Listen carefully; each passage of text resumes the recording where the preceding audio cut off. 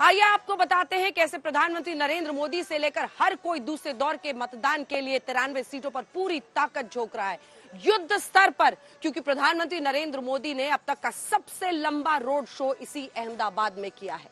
लेकिन इसी के साथ तमाम पार्टियां, चाहे डोर टू डोर कैंपेन हो, रैलियां हो, रोड शो हो, प्रचार हो, पूरी ताकत झोंक रही हैं।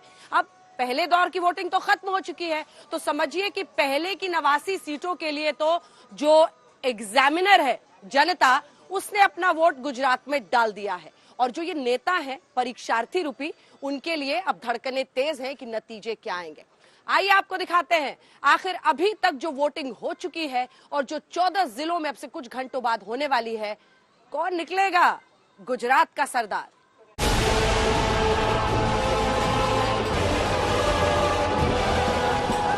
તમે જ્યાં જાઓ ત્યાં એક જ વાત સંભળાય,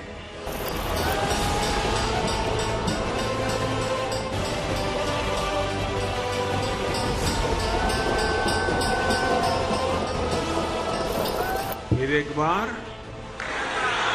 फिर एक बार।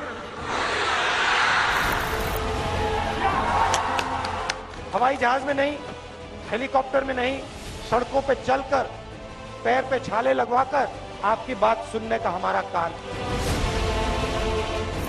भारत माता की सौराष्ट्र मांगे, गुजरात मांगे, सौ जनता मांगे, विद्यार्थी मांगे, बस होए तो। गुजरात के गदर में प्रचार खत्म, अब आखिरी चरण का मतदान और नतीजों का इंतजार शुरू। पहले चरण में वोटिंग कम, तो क्या दूसरे चरण में दिखेगा मतदान कदम। जहां दूसरे चरण का प्रचार खत्म होने से पहले 2 दिन में लगातार 60 किलोमीटर का रोड शो प्रधानमंत्री कर चुके हैं। કોંગ્રેસની જે માનસિકતા હતી, જે પોતાની જાતને સત્તાના નશામાં એવા ડૂબેલા, અહંકારમાં એવા ડૂબેલા હતા કે એમના દેશની जनता पर વિશ્વાસ જ નહોતો, ભરોસો જ નહોતો। દેશની जनता पर कोई ભરોસો કરવાનો જ નહીં। दूसरे चरण के आखिरी दिन हर दल ने अपनी तरफ से प्रचार की पूरी ताकत झोंक दी। अगर सिर्फ 1 महीने के प्रचार को देखें तो इस बार के चुनाव में पीएम मोदी ने कुल 31 रैली की, 3 बड़े रोड शो किए, जबकि 2017 के चुनाव में प्रधानमंत्री ने 34 रैलियां की थी। सवाल पूछा जाता है कि 2017 के मुकाबले इस बार गुजरात के गदर में कम रैलियां करना क्या जीत के प्रति भरोसे की निशानी है। कांग्रेस नो समय परिवारवाद, तुष्टीकरण, हजारों करोड़ना घोटाळा, लाखों करोड़ना घोटाळा एम ज गयो। 2014 में आपे मने आदेश आप्यो, हूँ दिल्ली गयो, भाजपनी सरकार बनी અને સૌનો સાથ, સૌનો વિકાસના મંત્ર સાથે દેશમાં એક નવી ચેतना લાવવાનો પ્રયાસ કર્યો। प्रधानमंत्री के अलावा गुजरात के चुनाव में प्रचार के बड़े चेहरे बीजेपी के लिए अमित शाह और योगी आदित्यनाथ रहे। आंकड़े कहते हैं कि गुजरात में गृह मंत्री ने 38 रैली की, 5 रोड शो किए। प्रचार के अंतिम दिन तक उत्तर प्रदेश के मुख्यमंत्री ने गुजरात में कुल 22 रैली और 3 रोड शो किए हैं।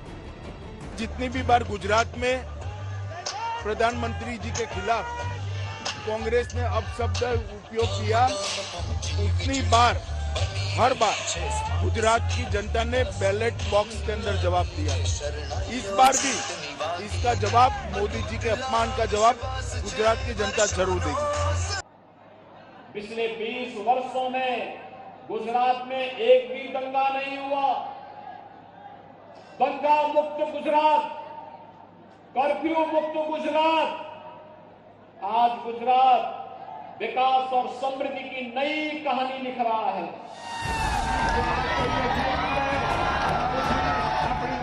गुजरात के चुनाव में पिछली बार हर कोने तक आक्रामक प्रचार करने वाले राहुल गांधी इस बार गुजरात की गदर से 2 हाथ की दूरी बनाकर भारत जोड़ो यात्रा में व्यस्त रहे।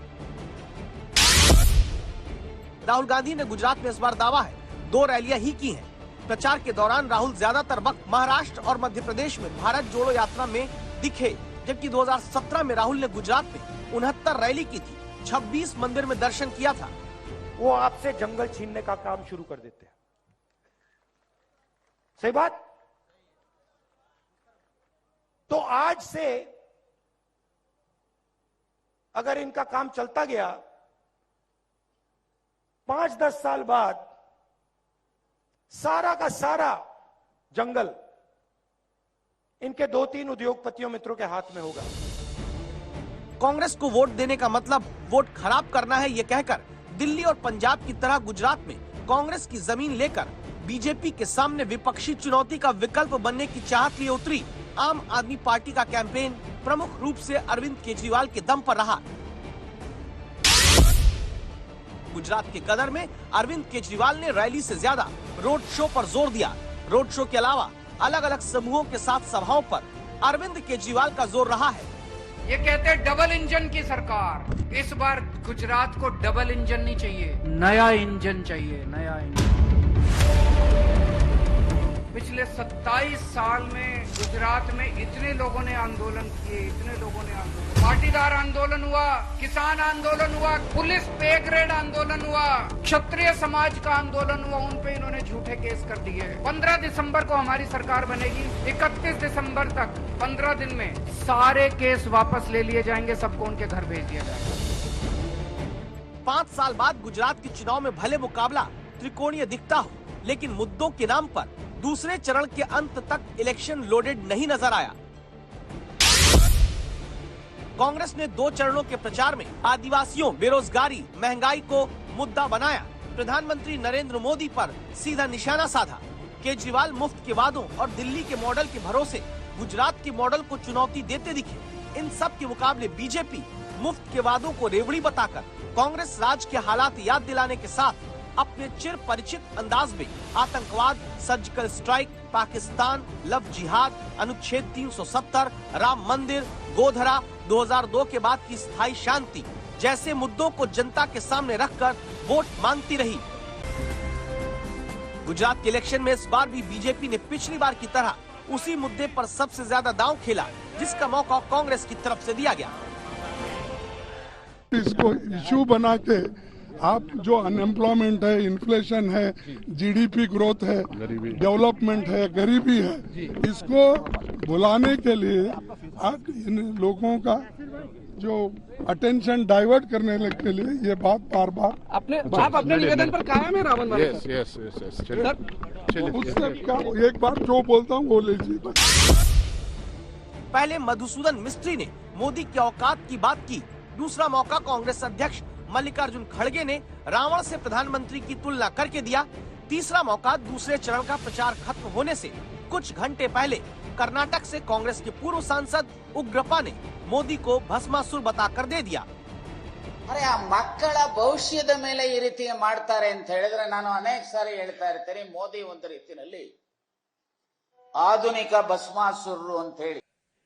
100 गालियां पूरी हो चुकी है। अब जनता जनार्दन, जनता ही कृष्ण है और भगवान कृष्ण बन के जनता अब सुदर्शन उठा करके, लोकतांत्रिक सुदर्शन उठा करके लोकतांत्रिक तरीके से ईवीएम के माध्यम से गुजरात में और पूरे हिंदुस्तान में जवाब देगी। मोदी को गाली देने वालों को गुजरात ही जवाब देगा और जब 8 तारीख को रिजल्ट आएगा तो गुजरात में 2/3 मतों से मोदी जी के नेतृत्व में गुजरात की सरकार बनेगी।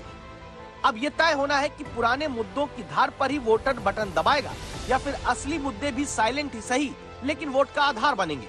1 महीने के प्रचार का अंतिम दिन खत्म हुआ।